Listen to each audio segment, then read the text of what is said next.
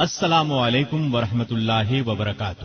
ابو عبیدہ بن جراح رضی اللہ عنہ کے حالات و واقعات سماعت فرمائیں گے، جن کو اسی دنیا میں جنت کی خوشخبری دی گئی۔ جی ہاں، نبی کریم صلی اللہ علیہ وسلم نے خود اپنی زبان مبارک سے فرمایا، ابو عبیدہ بن جراح جنتی ہیں، جو اپنے وقت کے عظیم فاتح تھے، جنہوں نے رومیوں کو ناکو چنے چبوائے، اپنے سے 6 گنا رومی فوج کا مقابلہ کیا۔ ایک موقع پر رومی لشکر کی تعداد 2.5 لاکھ تھی، جبکہ مسلمان صرف 40,000 تھے۔ اس جنگ میں مسلمانوں کے سپہ سالار ابو عبیدہ بن جراح تھے، جن کے بارے میں نبی اکرم صلی اللہ علیہ وسلم نے ارشاد فرمایا تھا کہ میرے یہ 10 اصحاب جنتی ہیں۔ چنانچہ انہیں 10 مبشرہ کا خطاب ملا، یعنی وہ 10 جنہیں دنیا میں جنت کی خوشخبری دے دی گئی۔ ان کے نام یہ ہیں: سیدنا ابو بکر صدیق، سیدنا عمر فاروق، سیدنا عثمان غنی، سیدنا علی بن ابی طالب، سیدنا عبد الرحمن بن عوف، سیدنا طلحہ، سیدنا زبیر بن عوام، سیدنا سعد بن ابی وقاص، سیدنا سعید بن زید اور سیدنا ابو عبیدہ بن جراح رضی اللہ عنہم اجمعین۔ ابو عبیدہ بن جراح رضی اللہ عنہ کو کئی خصوصیات اس کے علاوہ بھی حاصل ہیں۔ انہیں اللہ کے رسول صلی اللہ علیہ وسلم کی طرف سے امین الامت کا خطاب ملا، یعنی امت کے امین، اور اس کا مطلب یہ ہے کہ وہ دین کے علم اور دین کے احکامات پر عمل کرنے کے سلسلے میں بہت بڑا درجہ رکھتے تھے۔ لیکن اس کا یہ مطلب ہرگز نہیں کہ انہوں نے کسی بہت بڑی اسلامی یونیورسٹی سے تعلیم پائی تھی یا کسی بہت بڑے امیر گھرانے میں پیدا ہوئے تھے۔ جی نہیں، ایسی کوئی بات نہیں۔ اس زمانے میں اسلامی یونیورسٹیاں کہاں تھیں؟ فنون سپاہ گری کی تربیت دینے کے لیے باقاعدہ ادارے کہاں تھے؟ وہاں تو بس ایک ہی یونیورسٹی تھی، اور اس یونیورسٹی کا نام تھا محمد صلی اللہ علیہ وسلم۔ یہ حضرات جو کچھ بھی سیکھتے تھے نبی کریم صلی اللہ علیہ وسلم سے سیکھتے تھے، پھر صحابہ سے سیکھتے تھے۔ ان حضرات نے جتنی کامیابیاں حاصل کی وہ اللہ پر سچے دل سے ایمان لانے کی بنیاد پر کی۔ حقیقت یہی ہے کہ جب کوئی اللہ کے احکامات پر عمل کرنے لگ جاتا ہے تو پھر اللہ اسے دانائی کا ایسا نور عطا کرتا ہے کہ اس کے سبھی کام آسان ہوتے چلے جاتے ہیں۔ اب ذرا غور کریں، جب اللہ کے رسول صلی اللہ علیہ وسلم دنیا میں تشریف لائے تو پورا عرب جہالت کی تاریکیوں میں ڈوبا ہوا تھا۔ وہ لوگ بات بات پر ایک دوسرے کا خون بہانے پر تل جاتے تھے، اور جب ان میں لڑائی چھڑتی تھی تو پھر جلد ختم نہیں ہوتی تھی، بعض اوقات تو سالہ سال جاری رہتی۔ جوا کھیلتے، شراب پیتے، سب سے بڑا عیب ان میں یہ تھا کہ اپنی بیٹیوں کو چنانچہ اسے جنگل میں لے جاتا اور زندہ دفن کر دیتا۔ اس سے بڑا بلکہ سب سے بڑا عیب ان میں یہ تھا کہ بتوں کو پوجتے تھے، بتوں کو اپنا کارساز سمجھتے تھے، ان پر چڑھاوے چڑھاتے تھے، ان کے ناموں کی منتیں مانتے تھے، ان کو اپنا الہ خیال کرتے تھے۔ ان حالات میں وہاں یونیورسٹیاں کہاں ہو سکتی تھیں؟ وہاں تو مدرسے بھی نہیں تھے، بچوں کے لیے اسکول بھی نہیں تھے۔ لیکن ہمارے نبی صلی اللہ علیہ وسلم کی آمد نے وہاں کا نقشہ ہی بدل کر رکھ دیا، کایا پلٹ دی۔ صحابہ کرام رضی اللہ عنہم میں سے ہر قسم کے علوم و فنون کے ایسے ماہر ہوئے کہ دنیا آج تک ان کا لوہا مانتی ہے۔ مثلا خالد بن ولید رضی اللہ عنہ کی سپہ سالاری کو لے لیں، انہوں نے 60,000 کے لشکر کا مقابلہ صرف 60 جانبازوں سے کیا اور 60,000 نے شکست کھائی۔ اس سے بڑھ کر مثال کیا ہو سکتی ہے؟ عمر رضی اللہ عنہ کی خلافت کے زمانے میں اسلامی حکومت 22 لاکھ مربع میل پر پھیل چکی تھی، اور اس طرح ان کا حکم چلتا تھا کہ کوئی چوں بھی نہیں کر سکتا تھا۔ لیکن جب یہ مسلمان نہیں تھے تو اپنے باپ کے اونٹ چرایا کرتے تھے۔ یہ سب اسلام کی برکات تھیں کہ وہ اتنی بڑی اسلامی حکومت کے خلیفہ بنے۔ یہی وہ برکت تھی جس نے ابو عبیدہ بن جراح کو امین الامت بنا دیا۔ اور اس سے بھی بڑھ کر ایک عظیم سپہ سالار بنے جنہوں نے رومیوں کو شکست پر شکست دی۔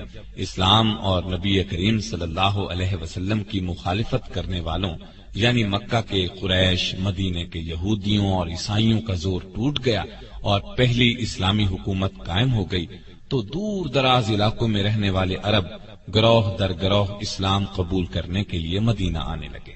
ان گروہوں میں ایک گروہ یمن کے علاقے نجران کا آیا۔ یہ لوگ عیسائی تھے۔ ان لوگوں نے اسلام کی سچائی جاننے کے لیے کئی دن تک بحث کی۔ نبی کریم صلی اللہ علیہ وسلم نے ان کے ساتھ بہت اچھا سلوک کیا، ان کے سوالات کے جوابات دیے، لیکن وہ مسلمان نہ ہوئے۔ تاہم انہوں نے وعدہ کیا کہ وہ جزیہ ادا کرتے رہیں گے۔ جزیہ ایک قسم کا ٹیکس کہہ لیں جو اسلامی حکومت میں رہنے والے غیر مسلموں سے وصول کیا جاتا تھا۔ اس کے علاوہ انہوں نے یہ درخواست بھی کی کہ ان کے ساتھ کسی ایسے ایماندار آدمی کو بھیج دیا جائے جو ان سے جزیہ وصول کرنے کے ساتھ انہیں دین اسلام کی باتیں بتائے۔ اللہ کے رسول صلی اللہ علیہ وسلم نے فرمایا، ٹھیک ہے، میں تمہارے ساتھ ایک ایسے شخص کو بھیجوں گا جو اس امت کا امین ہے۔ آپ صلی اللہ علیہ وسلم کے یہ الفاظ سن کر سیدنا ابو بکر اور سیدنا عمر رضی اللہ تعالی عنہما جیسے بڑے صحابہ کے دلوں میں خواہش پیدا ہوئی کہ ان نجرانیوں کے ساتھ انہیں بھیجا جائے تاکہ یہ عزت ان کے حصے میں آئے۔ لیکن اللہ کے رسول صلی اللہ علیہ وسلم نے سیدنا ابو عبیدہ بن جراح رضی اللہ عنہ کو کھڑے ہونے کا ارشاد فرمایا اور اس طرح یہ عزت ان کے حصے میں آئی اور وہ امین الامت کہلائے۔ عربی میں امین ایسے شخص کو کہتے ہیں جو بہت دیانتدار ہو، اس کے پاس کوئی امانت رکھوائی جائے تو اس میں خیانت نہ کرے، وعدے کے مطابق اس کو لوٹا دے۔ تو یہ تھا ان کے امین الامت بننے کا واقعہ۔ ہاں، تو میں بتا رہا تھا کہ وہ عشرہ مبشرہ میں سے ہیں۔ ان کا تعلق قریش کی ایک شاخ بنو فہر سے تھا۔ وہ رسول اللہ صلی اللہ علیہ وسلم کے مدینے کی طرف ہجرت فرمانے سے 20 برس پہلے اور ایک روایت کے مطابق 40 برس پہلے مکہ میں پیدا ہوئے۔ ان کا اصل نام عامر تھا۔ ابو عبیدہ ان کی کنیت تھی۔ اولاد کی نسبت سے جو نام مشہور ہو جاتا ہے اس کو کنیت کہتے ہیں۔ ان کے والد کا نام عبداللہ اور دادا کا نام الجراح تھا، اس لیے ان کا نام یہ بنتا ہے ابو عبیدہ بن عبداللہ بن جراح، لیکن وہ مشہور ابو عبیدہ بن جراح کے نام سے ہوئے۔ ان کا سلسلہ نسبت اوپر جا کر رسول اللہ صلی اللہ علیہ وسلم سے جا ملتا ہے۔ ان کی ایک شان یہ ہے کہ یہ سب سے پہلے ایمان لانے والوں میں شامل ہیں۔ سب سے پہلے ایمان لانے والوں کو سابقون الاولون کہتے ہیں۔ اس وقت مسلمان ہونے والوں کو سخت تکالیف دی جاتی تھی۔ کہا جاتا ہے کہ انہوں نے سیدنا ابو بکر رضی اللہ عنہ کے کہنے پر اسلام قبول کیا تھا۔ جس دن یہ مسلمان ہوئے اسی دن ان حضرات نے بھی اسلام قبول کیا تھا۔ سیدنا عبد الرحمن بن عوف، سیدنا عثمان بن مظعون، سیدنا ارقم بن ارقم رضی اللہ تعالی عنہ۔ ان میں عبد الرحمن بن عوف بھی عشرہ مبشرہ میں سے ہیں۔ پھر جب مسلمانوں کو بہت زیادہ ستایا جانے لگا، ظلم کے پہاڑ ان پر توڑے جانے لگے، تپتی ریت پر جب ان کو لٹایا جانے لگا، زنجیروں سے باندھ کر جب ان کو کھینچا جانے لگا، پھر انہیں بھوکا پیاسا رکھا جانے لگا، تب نبی صلی اللہ علیہ وسلم نے اللہ کے حکم سے مسلمانوں کو اجازت دی کہ مکہ چھوڑ کر حبشہ چلے جائیں۔ اللہ کی خاطر اس طرح وطن اور گھر بار چھوڑنے کو ہجرت کرنا کہتے ہیں۔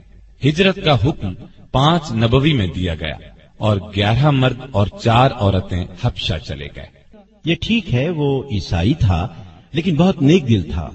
اس نے ان مہاجر مسلمانوں کو اپنے ملک میں رہنے کی اجازت دے دی اور ان کے ساتھ بہت اچھا سلوک کیا۔ یہاں میں آپ کو یہ بھی بتاتا چلوں کہ قرآن مجید کی روح سے عیسیٰ علیہ السلام اللہ کے جلیل القدر پیغمبر تھے۔ اللہ نے ان پر اپنی کتاب انجیل نازل کی تھی، اس لیے ان پر ایمان لانے والے بھی مسلمان ہی تھے۔ لیکن پھر عیسیٰ علیہ السلام کے آسمان پر اٹھا لیے جانے کے بعد دنیا کے فائدے کی خاطر لوگوں نے ان کی تعلیم کو بدل دیا، اپنی طرف سے اس تعلیم میں مطلب کی باتیں شامل کر لیں، انجیل مقدس کو کچھ سے کچھ بنا دیا۔ ایسا کرنے کو تحریف کرنا کہتے ہیں۔ یہ بہت بڑا گناہ ہے۔ ان کی تعلیم کو بدل دینے والوں نے ایک عقیدہ یہ گھڑ لیا کہ عیسیٰ علیہ السلام اللہ کے بیٹے ہیں، لیکن کچھ عیسائی صحیح تعلیم پہ بھی قائم رہے۔ حبشہ کا بادشاہ نجاشی بھی سچا عیسائی تھا، وہ عیسیٰ علیہ السلام کو اللہ کا بیٹا نہیں مانتا تھا۔ ایسا عقیدہ رکھنا شرک ہے۔ اللہ تعالیٰ نے قرآن کریم میں بار بار فرمایا ہے، شرک سب سے بڑا گناہ ہے، شرک معاف نہیں کیا جائے گا۔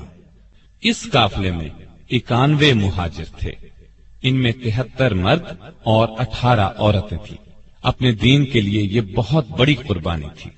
ابو عبیدہ بن جراح کی ایک شان یہ ہے کہ انہوں نے 2 مرتبہ ہجرت کی، یعنی دوسری مرتبہ 13 ہجری کو حبشہ سے مدینہ کی طرف اس وقت ہجرت کی جب اللہ کے رسول صلی اللہ علیہ وسلم ہجرت فرما کر مدینہ تشریف لے گئے۔ اس طرح ان کے حصے میں ہجرت کا دگنا ثواب آیا۔ یہی نہیں، انہیں تو اللہ تعالیٰ نے بہت سی دوسری نعمتوں سے بھی نوازا۔ میں پہلے بتا چکا ہوں کہ وہ عشرہ مبشرہ میں شامل ہیں، اور جہاں تک میرا خیال ہے یہ حلف الفضول میں بھی شامل رہے ہوں گے۔ میں آپ کو یہ بھی بتاتا چلوں کہ مدینہ تشریف لانے کے بعد نبی اکرم صلی اللہ علیہ وسلم نے مسلمانوں کے مابین جو مواخات قائم کی تھی، اس میں حضرت ابو عبیدہ بن جراح بھی شامل تھے۔ مواخات کا مطلب ہے بھائی چارہ۔ نبی صلی اللہ علیہ وسلم نے 2 مسلمانوں میں بھائی چارہ قائم فرمایا تھا۔ اس طرح ابو عبیدہ بن جراح رضی اللہ عنہ کو ابو طلحہ رضی اللہ عنہ کا دینی بھائی بنایا۔ یہ بھائی چارہ اس لیے تھا کہ مسلمان ایک دوسرے کے مددگار اور خیر خواہ بن جائیں۔ یہ لوگ پھر ایسے خیر خواہ بنے کہ سگے بھائی بھی ایسی خیر خواہی کم ہی کرتے ہیں۔ اکثر صحابہ رضی اللہ عنہم نے اپنا آدھا مال اپنے بھائیوں کو دے دیا۔ جن کے پاس 2 مکان تھے انہوں نے 1 مکان دے دیا۔ غرض ہر چیز کا نصف بھائیوں کی نظر کر دیا۔ ایسی مثال دنیا میں کم ہی ملتی ہے، لیکن افسوس آج کل مسلمانوں میں بھائی چارے کے جذبات کم ہی نظر آتے ہیں۔ اسلام نے تمام مسلمانوں کو بھائی بھائی قرار دیا ہے۔ اللہ تعالیٰ قرآن مجید میں ارشاد فرماتا ہے، اور انصاف کرو کہ اللہ انصاف کرنے والوں کو پسند کرتا ہے۔ مومن تو ایک دوسرے کے بھائی ہیں، لہذا اپنے بھائیوں کے درمیان تعلقات کو درست کرو اور اللہ سے ڈرو، امید ہے کیا جائے گا۔ ابو عبیدہ بن جراح رضی اللہ عنہ کو نبی صلی اللہ علیہ وسلم سے کتنی محبت تھی۔ عربی میں اس کو حب رسول کہتے ہیں، اور یہ ایمان کا حصہ ہے۔ سچا مسلمان وہی ہے جس کے دل میں اللہ اور اس کے رسول صلی اللہ علیہ وسلم کی محبت دنیا کی ہر چیز سے زیادہ ہو، یہاں تک کہ اپنی جان سے بھی زیادہ محبت اللہ اور اس کے رسول سے ہونی چاہیے، تبھی ایمان کامل ہوتا ہے۔ اور یہ محبت زبانی نہ ہو، اس محبت کا تقاضا یہ ہے کہ انسان اللہ کے احکامات پورے طور پر بجا لائے، نبی صلی اللہ علیہ وسلم کی اطاعت میں انتہا کر دے۔ لیکن آج مسلمان اللہ کے احکامات پر توجہ ہی نہیں دیتے۔ ابو عبیدہ بن جراح رضی اللہ عنہ کی ایک شان یہ بھی ہے کہ وہ رسول اللہ صلی اللہ علیہ وسلم سے سچی محبت کرتے تھے۔ یہی وجہ تھی کہ آپ بھی ان سے بہت محبت کرتے تھے۔ ان کی زندگی کا ایک واقعہ ایسا ہے کہ وہ ایمان اور یقین کے بہت اونچے درجے پر نظر آتے ہیں۔ اللہ تعالیٰ قرآن کریم میں فرماتا ہے، تم یہ نہ دیکھو گے کہ جو لوگ اللہ اور قیامت کے دن پر ایمان رکھتے ہیں وہ ان لوگوں سے محبت کریں جو اللہ، اس کے رسول صلی اللہ علیہ وسلم کی مخالفت کر رہے ہیں، چاہے وہ ان کے باپ ہوں یا بیٹے، یا ان کے بھائی ہوں یا خاندان کے لوگ۔ اللہ نے ان کے دلوں میں ایمان پختہ کر دیا ہے اور اپنی طرف سے ایک روح عطا کر کے قوت بخشی ہے۔ وہ انہیں ایسی جنتوں میں داخل کرے گا جن کے نیچے نہریں بہتی ہوں گی، وہ ان میں ہمیشہ رہیں گے۔ اللہ ان سے راضی ہو گیا، وہ اللہ سے راضی ہو گئے۔ وہ اللہ کے طرفدار لوگ ہیں اور اللہ کے طرفدار ہی فلاح پانے والے ہیں۔ یہ اللہ تعالی نے صحابہ رضی اللہ عنہم کی تعریف بیان فرمائی ہے۔ اب اس کی وضاحت میں واقعہ سن لیں۔ غزوہ بدر میں ایسا ہوا کہ ابو عبیدہ بن جراح رضی اللہ عنہ اور ان کے والد عبداللہ بن جراح لڑائی کے دوران آمنے سامنے آ گئے۔ ان کے والد مسلمان نہیں ہوئے تھے اور کافروں کے لشکر میں تھے۔ وہ بہت بڑھ بڑھ کر حملے کر رہے تھے۔ کوئی عام آدمی ہوتا تو باپ کو دیکھ کر پیچھے ہٹ جاتا، لیکن سیدنا ابو عبیدہ رضی اللہ عنہ نے یہ کمزوری نہ دکھائی۔ اپنے باپ کی اس وقت کی حالت کو ذہن میں رکھا، یہ کہ وہ اللہ کا دشمن ہے۔ انہوں نے موقع پاتے ہی بے دھڑک باپ پر وار کر دیا اور اسے قتل کر دیا، اور یہ بات ثابت کر دی کہ انہیں اپنا دین اور ایمان اپنی جان اور دنیا کی ہر چیز سے زیادہ عزیز ہے۔ ایسی اور بھی مثالیں ملتی ہیں۔ بات در اصل یہ ہے کہ وہ لشکر اللہ کے دشمنوں کا تھا، اور یہ لوگ اللہ اور اس کے رسول صلی اللہ علیہ وسلم کی محبت میں سرشار تھے۔ ان حالات میں وہ باپ کو کیوں قتل نہ کرتے؟ اور پھر یہ لڑائی مسلمانوں اور کافروں کی پہلی لڑائی تھی۔ جنگ شروع ہونے سے پہلے اللہ کے رسول صلی اللہ علیہ وسلم نے دعا مانگی تھی، اے اللہ، آج پورا کفر پورے اسلام کے مقابلے میں آ گیا ہے۔ اگر تیرے یہ بندے مٹ گئے تو روئے زمین پر قیامت تک تیرا نام لینے والا کوئی نہیں ہوگا۔ لہذا ان حالات میں ایک مسلمان کیسے کافر باپ کا لحاظ کر سکتا تھا؟ دراصل سب رشتوں میں اصل رشتہ ایمان کا رشتہ ہے۔ غیر قوم سے تعلق رکھنے والا مسلمان دوسرے مسلمان کا بھائی بن جاتا ہے، اور سگا بھائی کافر ہو تو اس کی حیثیت غیر جیسی ہو جاتی ہے۔ چنانچہ ابو عبیدہ رضی اللہ عنہ نے ایمان کے رشتے کو سامنے رکھا اور کافر باپ کو قتل کر دیا جو مسلمانوں کو ہلاک کرنے کے لیے آیا تھا۔ ایک اور واقعہ سناتا ہوں، اس سے یہ بات ثابت ہو جاتی ہے کہ سیدنا ابو عبیدہ رضی اللہ عنہ کو رسول پاک صلی اللہ علیہ وسلم سے سچی محبت تھی۔ غزوہ بدر میں شکست کھانے کے بعد اگلے سال 3 ہجری میں مکے کے کافروں نے پھر حملہ کیا اور احد پہاڑ کے قریب مسلمانوں اور کافروں کے درمیان لڑائی ہوئی۔ اس لڑائی کو غزوہ احد کہتے ہیں۔ اللہ کی مدد سے یہ لڑائی بھی پہلے مرحلے میں مسلمانوں نے جیت لی۔ کافر میدان چھوڑ کر بھاگ کھڑے ہوئے۔ اس موقع پر 50 تیر اندازوں سے چوک ہو گئی۔ نبی کریم صلی اللہ علیہ وسلم نے ایک درے پر انہیں مقرر فرمایا تھا اور ہدایت فرمائی تھی کہ درے کو نہ چھوڑنا، کیونکہ اس طرف سے دشمن مسلمانوں پر حملہ کر سکتا تھا۔ جب کافر بھاگے تو ان تیر اندازوں نے درہ چھوڑ دیا اور مال غنیمت سمیٹنے کے لیے میدان کی طرف چلے گئے۔ درے کو خالی پا کر کافر پلٹے اور اس سے گزر کر مسلمانوں کی پشت کی طرف سے حملہ کر دیا۔ اس اچانک حملے سے مسلمانوں کے پاؤں اکھڑ گئے، اس لیے کہ وہ تو مال غنیمت جمع کرنے میں مصروف ہو چکے تھے۔ اب صورتحال ایسی پیدا ہو گئی کہ نبی صلی اللہ علیہ وسلم بھی زخمی ہو گئے۔ ایک پتھر لگنے سے آپ کے سامنے کے 2 دانت شہید ہو گئے۔ خود کی کڑیاں آپ کے رخسار مبارک میں گڑ گئیں۔ یہ بہت نازک وقت تھا۔ مسلمان پاؤں اکھڑنے کی وجہ سے بکھر گئے، ادھر ادھر بھاگ پڑے۔ ادھر کافروں نے شور مچا دیا کہ ہم نے مسلمانوں کے نبی کا خاتمہ کر دیا، نعوذ باللہ۔ ایسے نازک موقع پر ابو عبیدہ بن جراح اور دوسرے جانثار صحابہ رضی اللہ عنہم نے اپنی جانوں کی پرواہ نہ کرتے ہوئے آپ صلی اللہ علیہ وسلم کی حفاظت کی خاطر سامنے کھڑے ہو گئے، اور جو تیر، نیزہ، پتھر، جو کچھ بھی آیا انہوں نے اپنے جسموں پر اس کو لینا شروع کیا۔ تیر آتے نظر آتے تو وہ اپنے ہاتھ آگے کر دیتے، اپنا سینہ تان دیتے، اور نبی صلی اللہ علیہ وسلم تک کوئی ہتھیار نہ پہنچنے دیتے۔ ابو بکر صدیق رضی اللہ عنہ فرماتے ہیں کہ رسول اللہ صلی اللہ علیہ وسلم کو خطرے میں پا کر میں آپ کی طرف بھاگا تو ابو عبیدہ بن جراح مجھ سے پہلے پہنچ چکے تھے۔ یہ ہاری ہوئی جنگ بھی مسلمانوں نے پھر جیت لی تھی۔ دوسری بار فتح اللہ کی مہربانی، صلی اللہ علیہ وسلم کی بے مثال جرأت اور صحابہ کرام رضی اللہ عنہم کی جانثاری کی وجہ سے ہوئی۔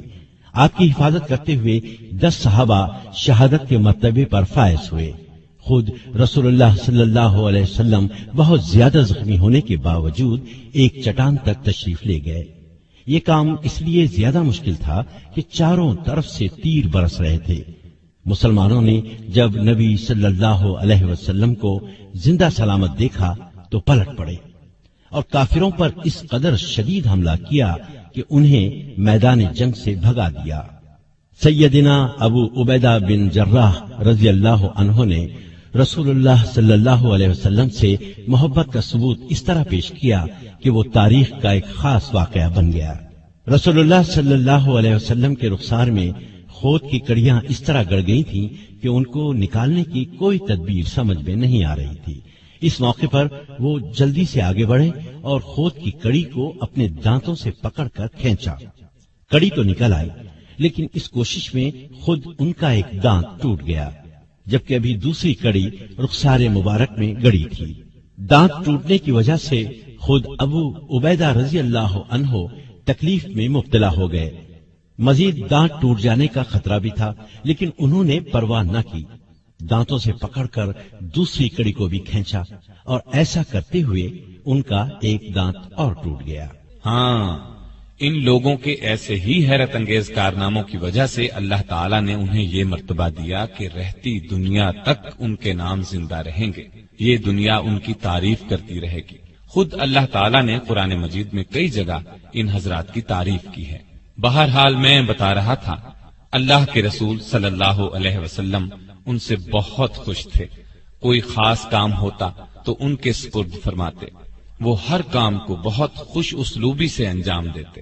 مثال کے طور پر قبیلہ ثعلبہ کے لوگ دوسرے قبیلوں کو ساتھ ملا کر مدینے کے آس پاس کی بستیوں میں لوٹ مار کیا کرتے تھے۔ ان کی شکایات موصول ہونے پر نبی صلی اللہ علیہ وسلم نے 6 ہجری میں سیدنا ابو عبیدہ رضی اللہ عنہ کو انہیں سزا دینے کے لیے بھیجا۔ انہوں نے آسانی سے ان کا خاتمہ کر دیا۔ اسی طرح 7 ہجری کا واقعہ ہے کہ رسول اللہ صلی اللہ علیہ وسلم کے علم میں یہ بات لائی گئی کہ قبیلہ قزاعہ مدینے پر حملے کی تیاری کر رہا ہے۔ آپ نے اس قبیلے کو سزا دینے کے لیے عمرو بن عاص رضی اللہ عنہ کو سالار بنا کر بھیجا۔ وہ روانہ ہو گئے۔ پھر حالات دیکھ کر مدد کے لیے اور مجاہد بھیجنے کی درخواست کی۔ آپ نے سیدنا ابو عبیدہ رضی اللہ عنہ کی سرداری میں دوسرا لشکر روانہ فرمایا۔ 8 ہجری میں رسول اللہ صلی اللہ علیہ وسلم نے انہیں ایک لشکر کا سردار بنا کر ساحل سمندر کی طرف یہ معلوم کرنے کے لیے بھیجا کہ قریش مکہ جنگ کی تیاری تو نہیں کر رہے۔ اسی سال مکہ فتح ہوا تو اس معرکے میں بھی ابو عبیدہ رضی اللہ عنہ ایک دستے کے سالار تھے۔ ایک اور واقعے سے بھی ان کی شان ظاہر ہوتی ہے کہ جب معاہدہ صلح حدیبیہ لکھا گیا تو ان سے بطور گواہ دستخط کرائے گئے۔ غرض کتنے ایسے واقعات ہیں جن سے یہ ثابت ہوتا ہے کہ رسول اللہ صلی اللہ علیہ وسلم ان کی بہت قدر کیا کرتے تھے۔ اور بھائی بات یہ ہے کہ نیکی کے راستے میں چلنے والوں کو اللہ تعالیٰ ایک خاص انعام دیتا ہے، ان کے علم اور عقل کی روشنی زیادہ کر دیتا ہے۔ جو بات عام لوگ مشکل سے سمجھتے ہیں یا بالکل سمجھ ہی نہیں پاتے، یہ لوگ اس بات کو نہایت آسانی سے سمجھ لیتے ہیں۔ ان میں بالکل ٹھیک فیصلہ کرنے کی قوت پیدا ہو جاتی ہے۔ اس طرح ان کے کاموں میں خوب برکت ہوتی ہے اور وہ ترقی کرتے چلے جاتے ہیں۔ اللہ تعالیٰ نے سیدنا ابو عبیدہ بن جراح رضی اللہ عنہ کو شجاعت، امانت اور دیانت کے ساتھ ساتھ دانائی کا نور بھی بہت دیا تھا۔ مشکل ترین مسئلے کو آسانی سے سلجھا لیتے تھے۔ ان میں یہ قابلیت اس وقت اور بھی نکھر کر سامنے آئی جب اللہ کے رسول صلی اللہ علیہ وسلم کے انتقال کے بعد مسلمانوں میں یہ اختلاف پیدا ہوا کہ آپ کا خلیفہ یعنی جانشین کون بنے گا۔ پہلے اس بارے میں بہت اختلاف ہوا۔ رسول اللہ صلی اللہ علیہ وسلم کے خاندان والوں نے یہ خواہش ظاہر کی کہ سیدنا علی رضی اللہ عنہ کو خلیفہ بنایا جائے۔ انصار مدینہ نے یہ چاہا کہ یہ عزت انہیں ملے، خلیفہ ان میں سے لیا جائے۔ انصار مدینہ وہ لوگ ہیں جنہوں نے مسلمانوں اور نبی صلی اللہ علیہ وسلم کی ہجرت کے موقع پر میزبانی کی تھی، ہر طرح ساتھ دیا تھا، ہر قسم کی قربانی دی تھی۔ لیکن اس طرح گروہی بادشاہت قائم ہوتی۔ بالکل صحیح طریقہ یہ تھا کہ رسول اللہ صلی اللہ علیہ وسلم کا خلیفہ اس شخص کو چنا جائے جو نیکی اور دانائی میں خاص مقام رکھتا ہو، اور یہی بات سب سے اچھی تھی۔ جس وقت خلیفہ کے معاملے پر گرما گرم بحث ہو رہی تھی اور یہ خطرہ پیدا ہو چلا تھا کہ کہیں مسلمانوں میں اختلاف پیدا نہ ہو جائے، اللہ تعالیٰ نے اپنی خاص رحمت کے ساتھ سیدنا ابو بکر صدیق رضی اللہ عنہ کے دل میں یہ خیال ڈالا کہ اللہ کے رسول صلی اللہ علیہ وسلم کا جانشین بننے کا حق اگر کسی کو ہے تو اسے ہے جو تقوی اور دانائی میں سب سے بڑھا ہوا ہے۔ چنانچہ آپ آگے بڑھے اور فرمایا، مسلمانوں، میرے نزدیک تو دو آدمی ایسے ہیں جن میں سے ایک کو رسول اللہ صلی اللہ علیہ وسلم کا جانشین بنایا جا سکتا ہے، ایک عمر بن خطاب رضی اللہ عنہ اور دوسرے ابو عبیدہ بن جراح رضی اللہ عنہ۔ لیکن پھر حضرت عمر رضی اللہ عنہ نے ابو بکر رضی اللہ عنہ کا ہاتھ پکڑ کر ان کے ہاتھ پر بیعت امارت کر لی، اور دوسرے لوگوں نے بھی حضرت عمر کے اس انتخاب کی تائید کی، کیونکہ ایمان و تقوی میں حضرت ابو بکر صدیق سب سے زیادہ ممتاز تھے، اور یہ فیصلہ واقعی بالکل درست تھا، اس لیے کہ سیدنا ابو بکر صدیق رضی اللہ عنہ نے خلافت کا منصب سنبھالتے ہی ایسی دانائی اور دلیری سے ملک کا انتظام کیا کہ اس کی مثال نہیں ملتی، جبکہ رسول اللہ صلی اللہ علیہ وسلم کے انتقال کے بعد دشمنوں نے یہ خیال کر لیا تھا کہ بس اب دین اسلام کا خاتمہ ہو جائے گا۔ کچھ بدبختوں نے تو نبوت کا دعویٰ تک کر دیا تھا، کچھ نے دین اسلام کے احکامات ماننے سے انکار کر دیا تھا، ایک طبقے نے زکوٰۃ دینے سے انکار کر دیا تھا۔ حالات ایسے تھے کہ سب اونچے درجے کے صحابہ رضی اللہ عنہم نے انہیں مشورہ دیا تھا کہ ابھی ان باغیوں اور شریروں کو کچھ نہ کہا جائے، لیکن سیدنا ابو بکر صدیق رضی اللہ عنہ نے ان کے خلاف جہاد کیا اور ان سب کو پوری سزا دی۔ ایک اور بڑا اور اہم کام انہوں نے یہ کیا کہ ایران اور روم کی فوجوں سے جہاد کرنے کے لیے مجاہدین کے لشکر روانہ کیے اور شاندار فتوحات حاصل کی۔ یہ دونوں ملک مدینے پر حملہ کر کے اسلامی سلطنت کو پارا پارا کرنے کی تیاریاں کر رہے تھے۔ اس جہاد میں سیدنا ابو عبیدہ بن جراح نے سپہ سالار کی حیثیت سے شاندار کارنامے انجام دیے۔ اس کی تفصیل یوں ہے، ابو بکر صدیق رضی اللہ عنہ نے 13 ہجری میں لشکر روانہ کیے، سیدنا خالد بن ولید رضی اللہ عنہ کو عراق کی طرف روانہ کیا، سیدنا ابو عبیدہ بن جراح کو حمص کی طرف اور سیدنا عمرو بن عاص رضی اللہ عنہ کو فلسطین بھیجا۔ شرحبیل بن حسنہ رضی اللہ عنہ کو اردن جانے کا حکم دیا اور سیدنا یزید بن ابی سفیان رضی اللہ عنہ کو دمشق کی طرف بھیجا۔ یہ لشکر اس لیے بھیجے گئے کہ رومی اور ایرانی سلطنتیں مسلمانوں پر حملہ آور ہونے کی تیاریاں کر رہی تھی۔ اسلام سے لڑنے کی اجازت نہیں دیتا کہ اپنی طاقت بڑھائی جائے، اس نے زمین پر فساد پھیلانے کو قتل سے بڑا فتنہ قرار دیا ہے، لیکن ساتھ ہی اپنی حفاظت کو ضروری بتایا ہے۔ اسی سلسلے میں نبی صلی اللہ علیہ وسلم تبوک گئے تھے۔ ابو بکر صدیق رضی اللہ عنہ نے بھی آپ کی اسی سنت پر عمل کیا کہ ان کے حملہ آور ہونے کا انتظار کرنے کے بجائے آگے بڑھ کر ان کا مقابلہ کیا جائے۔ سیدنا ابو عبیدہ بن جراح رضی اللہ عنہ مدینہ منورہ سے روانہ ہوئے تو ان کے ساتھ کوئی بڑی فوج نہیں تھی، لیکن ان کا دل اس یقین سے لبریز تھا کہ دشمن کتنا بھی طاقتور ہو ہمارے سامنے نہیں ٹھہر سکے گا۔ اس یقین کی اصل وجہ اللہ کی امداد پر پورا بھروسہ تھا۔ غزوہ بدر، غزوہ احد، غزوہ احزاب اور غزوہ خیبر میں انہوں نے اس غیبی امداد کو اپنی آنکھوں سے دیکھا تھا۔ رسول اللہ صلی اللہ علیہ وسلم کے زمانے میں لڑی جانے والی ان سب جنگوں میں مسلمانوں کی تعداد کافروں کے مقابلے میں بالکل کم تھی، لیکن فتح مسلمانوں ہی کو حاصل ہوئی۔ دوسری طرف رومی بھی جنگ کی زبردست تیاریاں کر رہے تھے۔ وہ لڑائی میں کچھ کم ماہر نہیں تھے، ان کو ہر طرح کی امداد پہنچانے کے لیے ان کی پشت پر ایک بڑی سلطنت تھی۔ بہرحال ابو عبیدہ رضی اللہ عنہ کے راستے میں سب سے پہلے بصرہ کا شہر آیا۔ انہوں نے اس شہر کو نہایت آسانی سے فتح کر لیا۔ رومیوں نے اپنی طرف سے پوری تیاری کر کے مقابلہ کیا تھا۔ بصرہ کے بعد انہوں نے مآب بھی بہت آسانی سے فتح کر لیا۔ یہ ابتدائی فتوحات سیدنا ابو عبیدہ رضی اللہ عنہ نے اللہ کی مدد اور ایمانی جذبے ہی سے حاصل کی۔ ان دو مقامات کی فتح کے بعد آپ جابیہ پہنچ کر رک گئے تاکہ اندازہ لگا سکیں کہ رومی اب کیا کرنے والے ہیں۔ ادھر 2 جنگیں ہارنے کے بعد رومی ہوشیار ہو گئے تھے۔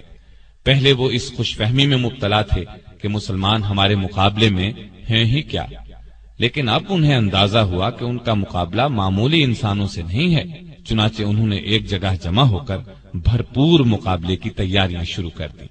دوسری طرف ابو عبیدہ بن جراح رضی اللہ عنہ نے بھی حالات کا اندازہ لگا کر دربار خلافت کو رومیوں کی تیاریوں اور ارادوں کی خبر دی اور مدد مانگی۔ سیدنا ابو بکر صدیق رضی اللہ عنہ نے فوراً فوجی مدد روانہ فرمائی اور جو دوسرے سالار روانہ فرما چکے تھے انہیں بھی پیغام بھیجا کہ ابو عبیدہ کے پاس پہنچ جائیں۔ ایسا ہی حکم آپ نے خالد بن ولید کو بھی بھیجا، یعنی وہ بھی عراق سے شام پہنچ جائیں۔ تو سیدنا ابو بکر صدیق رضی اللہ عنہ کو بھی اس غیبی تائید الہی سے جنگ کے محاذ پر پیش آنے والی مشکلات کا اندازہ ہو گیا تھا، چنانچہ انہوں نے تمام سپہ سالاروں کو حکم دیا کہ ابو عبیدہ کی مدد کے لیے پہنچ جائیں۔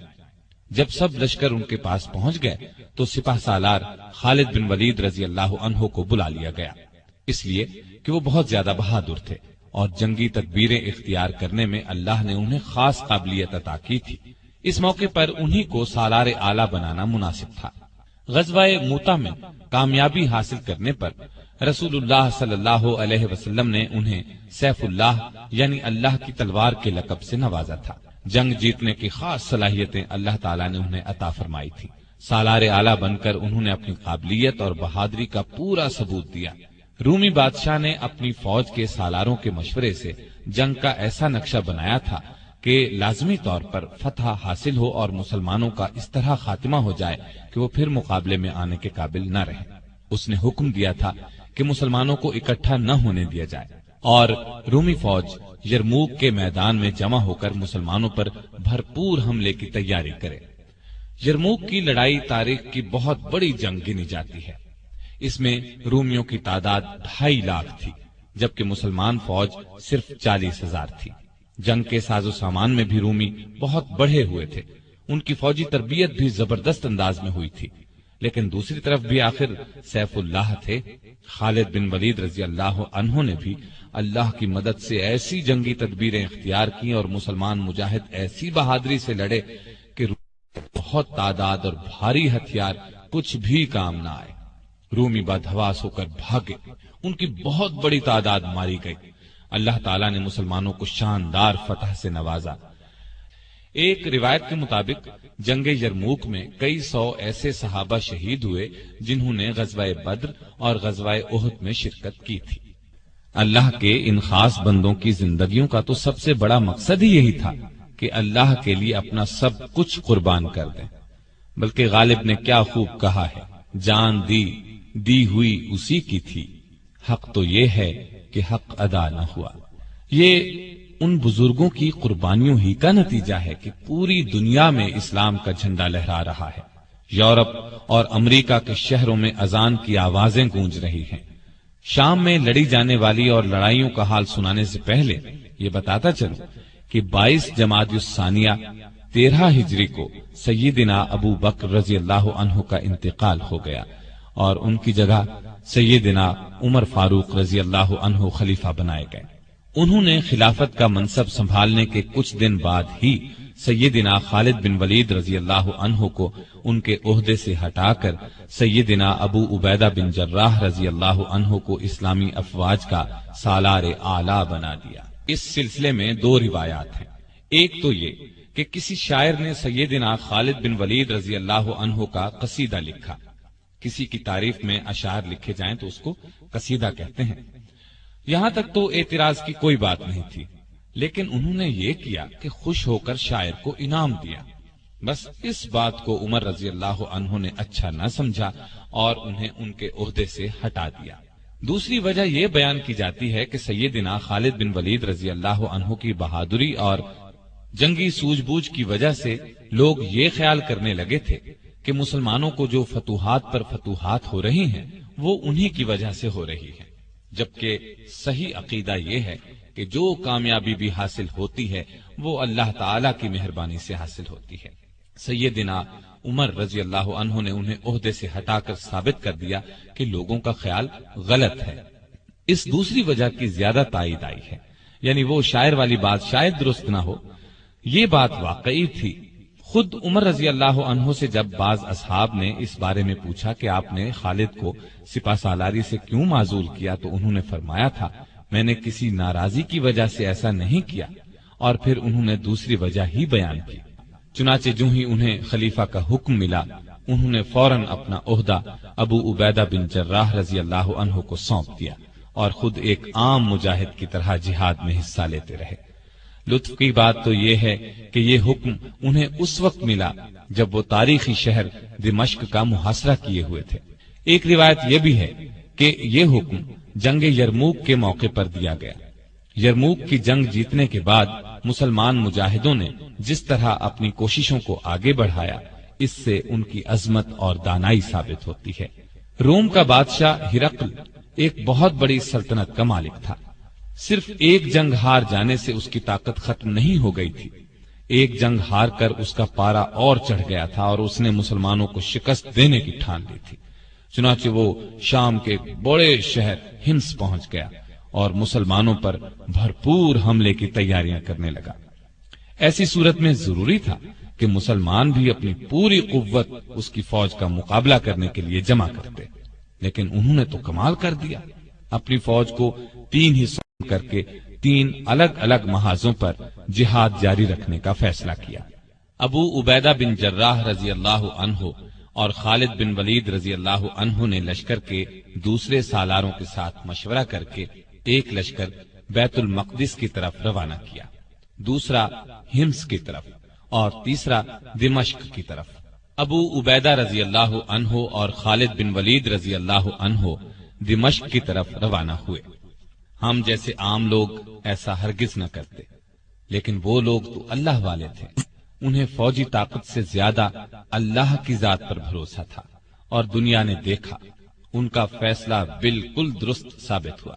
غازیوں کے چھوٹے چھوٹے لشکروں نے گنتی کے چند ہی دنوں میں شام اور فلسطین کا پورا علاقہ فتح کر لیا، اور یہ کام ابو عبیدہ رضی اللہ عنہ کی سپہ سالاری میں ہوا۔ پہلے دمشق کا حال سناتا ہوں۔ پہلے بتا چکا ہوں کہ دمشق کی طرف خالد بن ولید رضی اللہ عنہ اور سیدنا ابو عبیدہ رضی اللہ عنہ دونوں روانہ ہوئے تھے۔ یہ شہر رومیوں کا گڑھ تھا، یہاں انہوں نے کافی فوجی طاقت جمع کر رکھی تھی، لیکن جب اسلامی لشکر وہاں پہنچا تو رومیوں کو میدان میں نکل کر مقابلہ کرنے کی جرأت ہی نہ ہوئی۔ انہوں نے شہر کے دروازے بند کر لیے اور فصیل پر تیر اندازوں کے دستے اس طرح بٹھا دیے کہ کوئی شہر کی طرف بڑھے تو تیروں کی بوچھاڑ کر کے اسے روک دیں، اس کا خاتمہ کر دیں۔ مجاہدین نے شہر کا محاصرہ کر دیا اور شہر کے اندر داخل ہو کر دشمنوں کو کاری ضرب لگانے کی تدبیریں کرنے لگے۔ آخر سیدنا خالد بن ولید رضی اللہ عنہ اپنے دستے سمیت فصیل پار کر کے شہر میں داخل ہو گئے۔ ادھر اس کے ساتھ دوسری طرف رومیوں کے سپہ سالار نے صلح کی بات چیت شروع کر دی۔ دونوں سالاروں نے اس شرط پر صلح کر لی کہ رومی شہر کا دروازہ کھول دیں گے اور مسلمان شہریوں کو کسی طرح کا نقصان نہیں پہنچائیں گے، ان کی جانیں، عزت، آبرو، مال محفوظ رہیں گے۔ اب یہ عجیب صورتحال پیدا ہوئی کہ ایک طرف خالد رضی اللہ عنہ لڑتے ہوئے آگے بڑھ رہے تھے اور دوسری طرف ابو عبیدہ بن جراح صلح کا جھنڈا اٹھائے آگے بڑھ رہے تھے۔ دونوں کی ملاقات شہر کے درمیان میں ہوئی۔ جب خالد بن ولید رضی اللہ عنہ کو معلوم ہوا کہ ابو عبیدہ بن جراح رضی اللہ عنہ شہریوں کو امان دے چکے ہیں تو انہوں نے جنگ سے ہاتھ روک لیے اور کوئی بڑا نقصان ہوئے بغیر دمشق پر مسلمانوں کا قبضہ ہو گیا۔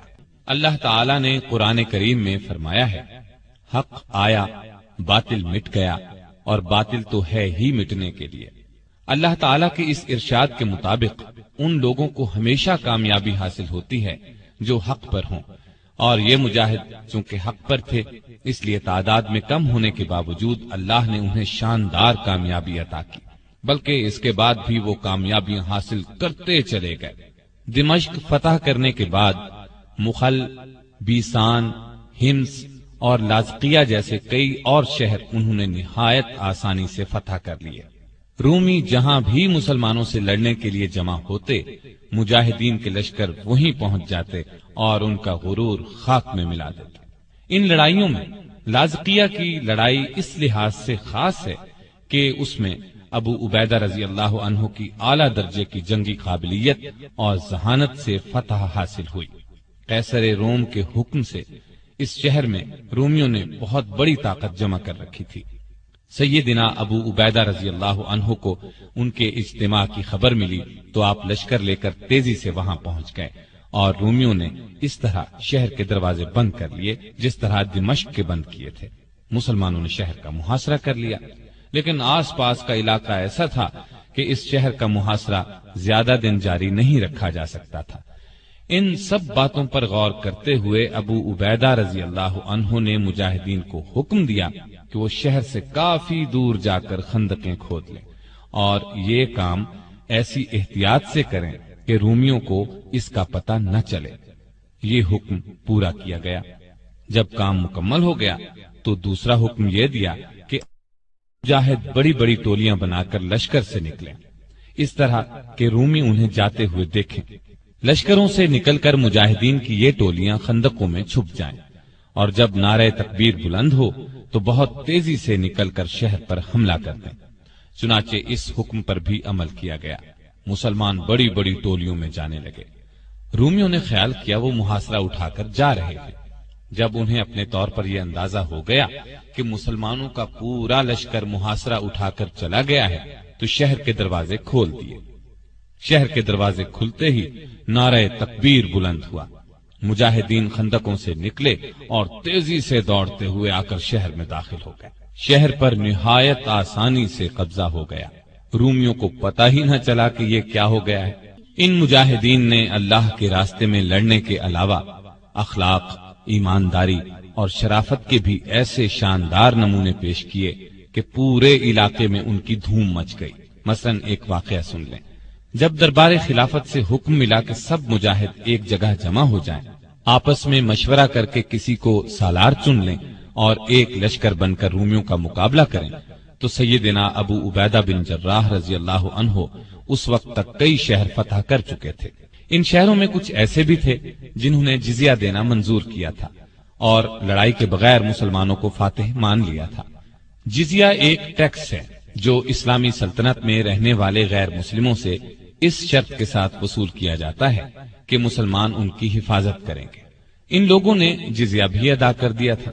خلیفۃ المسلمین کا حکم ملنے کے بعد مسلمانوں کو یہ علاقے چھوڑنے پڑے تو ان شہروں کے باشندوں کو جزیے کی ساری رقم لوٹا دی اور ان سے کہا چونکہ اب ہم تمہاری حفاظت کی شرط پوری نہیں کر سکتے اس لیے یہ رقمیں اپنے پاس رکھنے کا بھی ہمیں کوئی حق نہیں ہے۔ ہمارے ان بزرگوں کی تو تمام زندگیاں ہی ایسی ہیں کہ ان کی مثال ہی نہیں ملتی۔ وہ صحیح معنوں میں اللہ پر ایمان رکھتے تھے اور اس کے احکامات پر عمل کرتے تھے، اپنوں پرایوں سب سے اچھا سلوک کرتے تھے، لوگوں کی غلطیاں معاف کر دیا کرتے تھے، زمین پر عاجزی سے چلتے تھے، کسی سے کوئی وعدہ کرتے تو اس کو پورا کرتے، اللہ کے سوا کسی سے نہیں ڈرتے تھے، نہ کسی کو اس کا شریک ٹھہراتے تھے، نہ اس کے سوا کسی کو حاجت روا سمجھتے تھے، وہم اور تاریک خیالی سے دور تھے۔ وہ ہمیشہ زندگی کا روشن پہلو دیکھتے تھے اور یہ روشنی دوسروں تک پہنچاتے تھے۔ وہ کشادہ دل اور بلند حوصلہ تھے۔ ان کی بہادری اور دانائی ان کے اچھے اعمال ہی کا انعام تھی۔ ہاں تو میں کہہ رہا تھا کہ جب مسلمانوں کو خلیفہ کی طرف سے یہ حکم ملا کہ وہ سب مجاہد ایک جگہ جمع ہو جائیں تو انہوں نے ان شہروں کا جزیہ واپس کر دیا، کیونکہ وہاں سے رخصت ہو جانے کی وجہ سے وہ ان کی حفاظت نہیں کر سکتے تھے۔ ادھر روم کے بادشاہ ہرقل کو پکا یقین تھا کہ وہ بہت آسانی سے ان چند ہزار مجاہدین کا خاتمہ کر دے گا جو شام اور فلسطین میں داخل ہوئے ہیں، اور پھر اتنی ہی آسانی سے مدینے کی اسلامی سلطنت کا خاتمہ کر دے گا۔ لیکن اس کا اندازہ بالکل غلط ثابت ہوا۔ اسے تو لینے کے دینے پڑ گئے۔ اس نے سنبھل کر کئی بار مسلمانوں کا مقابلہ کرنے کی کوشش کی، لیکن وہ کہیں بھی پاؤں نہ جما سکا۔ ہر محاذ پر اسے منہ کی کھانا پڑی۔ آخرکار وہ اس علاقے کو جو سلطنت روما کا مشرقی حصہ کہلاتا تھا ہمیشہ ہمیشہ کے لیے چھوڑ کر قسطنطینیہ کی طرف فرار ہو گیا۔ قسطنطینیہ اس کی سلطنت کے مغربی حصے کا دارالحکومت تھا۔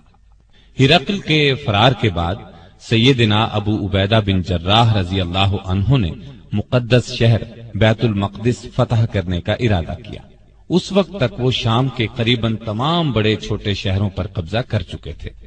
خالد بن ولید رضی اللہ عنہ اور لشکر کے دوسرے سالاروں سے مشورہ کر کے انہوں نے پہلے عمرو بن عاص رضی اللہ عنہ کو بیت المقدس بھیجا اور پھر خود بھی وہاں پہنچ گئے۔ اس شہر کی حفاظت کرنے والی رومیوں کی فوج مسلمانوں کی مسلسل فتوحات کی خبریں سن سن کر پہلے ہی ہمت ہار چکی تھی۔ چنانچہ جیسے ہی ابو عبیدہ رضی اللہ عنہ وہاں پہنچے، شہر کے مذہبی پیشواؤں یعنی رہنماؤں نے پیغام بھیجا۔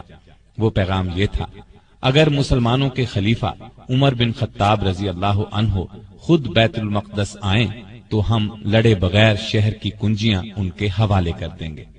یہ سن کر ابو عبیدہ بن جراح رضی اللہ عنہ نے کہا، اس سے اچھی بات کیا ہو سکتی ہے کہ ہمارا ایک بھی مجاہد نہ مارا جائے اور بھی کوئی نقصان نہ ہو اور شہر پر ہمارا قبضہ بھی ہو جائے۔ پھر انہوں نے رومیوں کا یہ پیغام عمر رضی اللہ عنہ کی خدمت میں بھیج دیا۔ عمر رضی اللہ عنہ کو یہ پیغام ملا تو وہ بیت المقدس جانے کے لیے تیار ہو گئے۔ آپ بیت المقدس کی طرف روانہ ہوئے اور اس طرح روانہ ہوئے کہ اپنے ساتھ صرف اپنے غلام کو لے کر چلے۔ آج کل کے بادشاہ کہیں جاتے ہیں تو ان گنت حفاظتی انتظامات کیے جاتے ہیں، حفاظتی دستہ ساتھ جاتا ہے، لیکن وہ صرف اپنے ایک غلام کو لے کر چل پڑے۔ اور اس سے بھی بڑھ کر مزے کی بات یہ ہے کہ ان کے پاس اونٹ بھی ایک ہی تھا، 2 اونٹ بھی نہیں تھے، لہٰذا وہ باری باری اونٹ پر سواری کر رہے تھے۔ پہلے عمر رضی اللہ تعالی عنہ نے اگر سواری کی تو پھر غلام نے سواری کی، غلام کی باری ختم ہوئی تو عمر رضی اللہ عنہ کے اونٹ پر بیٹھنے کی باری آئی۔ اس طرح باری باری اونٹ کی سواری کرتے آخر وہ بیت المقدس کے نزدیک پہنچ گئے۔ پر لطف بات یہ ہے کہ جب بیت المقدس نزدیک آیا تو اس وقت اونٹ پر سواری کرنے کی باری غلام کی تھی اور مسلمانوں کے خلیفہ اونٹ کی مہار پکڑے پیدل چلے آ رہے تھے۔ شہر کا دروازہ قریب آنے پر غلام نے کہا بھی، دروازہ نزدیک آ چکا ہے، اب اونٹ پر آپ سوار ہو جائیں۔ اس پر عمر رضی اللہ عنہ نے فرمایا کہ سنیں، باری آپ کی ہے، لہذا اونٹ پر آپ ہی بیٹھے رہیں۔ غلام نے کہا، وہ لوگ کیا سوچیں گے؟ عمر رضی اللہ عنہ نے فرمایا، کوئی پرواہ نہیں، ہمیں جو کچھ بھی عزت ملی ہے اسلام کی بدولت ملی ہے، نہ کہ سواری یا لباس سے۔ اور پھر اسی حالت میں مسلمانوں کے دوسرے خلیفہ عمر فاروق رضی اللہ عنہ شہر کے دروازے پر پہنچے۔ وہاں عیسائی اور مسلمانوں کی فوج کے سپہ سالار ابو عبیدہ رضی اللہ عنہ اور دوسرے سالار موجود تھے۔ چشم فلک نے یہ نظارہ دیکھا، آقا اونٹ کی مہار پکڑے چلے آ رہے ہیں اور غلام اونٹ پر سوار ہے۔ اور یہ نظارہ دیکھتے ہی بیت المقدس کے مذہبی پیشواؤں نے شہر کی چابیاں ان کے حوالے کر دی۔ سنا ہے ان کی کتابوں میں یہی لکھا ہوا تھا کہ جب مسلمانوں کا خلیفہ بیت المقدس کے دروازے پر پہنچے گا تو اونٹ کی مہار اس کے ہاتھ میں ہوگی اور غلام اونٹ پر بیٹھا ہوگا۔ یہ بھی کہا جاتا ہے کہ اس وقت عمر رضی اللہ عنہ کے جسم پر جو لباس تھا اس میں پیوند لگے ہوئے تھے۔ دروازہ نزدیک آنے پر غلام نے یہ بھی کہا تھا کہ آپ لباس تبدیل کر لیں، آپ نے یہ بھی پسند نہیں فرمایا تھا۔ اس طرح بیت المقدس خون کا ایک قطرہ بہائے بغیر فتح ہو گیا، مسلمانوں کا اس پر قبضہ ہو گیا۔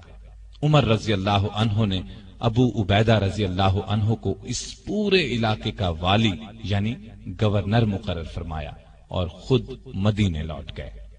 ابو عبیدہ رضی اللہ عنہ قریباً 1 برس تک اس علاقے کے حکمران رہے۔ پھر 18 ہجری میں ان کا انتقال ہو گیا۔ ان کی وفات طاعون کی بیماری سے ہوئی۔ آپ اس وقت اموس کے مقام پر تھے، وہاں یہ وبائی مرض پھیل گیا۔ عمر رضی اللہ عنہ نے انہیں وہاں سے کہیں اور منتقل ہونے کا مشورہ دیا، لیکن آپ وہیں رہے اور فرمایا موت وقت سے پہلے نہیں آ سکتی۔ ہاں، ان کے 2 بیٹے تھے، ایک کا نام یزید اور دوسرے کا عمیر تھا۔ یہ دونوں لاولد فوت ہوئے، اور یوں ابو عبیدہ بن جراح رضی اللہ عنہ کی نسل آگے نہیں چلی۔ لیکن اصل چیز تو ان کے اچھے اعمال تھے، جن کا ثواب قیامت تک انہیں ملتا رہے گا۔ اور یہ بات بھی اچھی طرح سمجھ لینی چاہیے کہ انسان کا اصل کام نیکی کے راستے پر چلنا اور برائیوں سے بچنا ہے۔ ایسا کرنے والے دین اور دنیا کی نعمتیں خوب حاصل کرتے ہیں، ان کے لیے کامیابیوں کے دروازے کھلتے چلے جاتے ہیں۔ سیدنا ابو عبیدہ رضی اللہ عنہ اور ہمارے دوسرے بزرگوں کو اسی راستے پر چل کر شاندار کامیابیاں حاصل ہوئیں۔ وہ عظیم جرنیل اور عظیم فاتح بنے، اور سب سے بڑی بات یہ ہے کہ انہیں دنیا میں ہی اللہ کے رسول صلی اللہ علیہ وسلم نے جنتی ہونے کی عظیم ترین خوشخبری سنائی۔ Thanks for watching. Don't forget to like, comment, share and subscribe to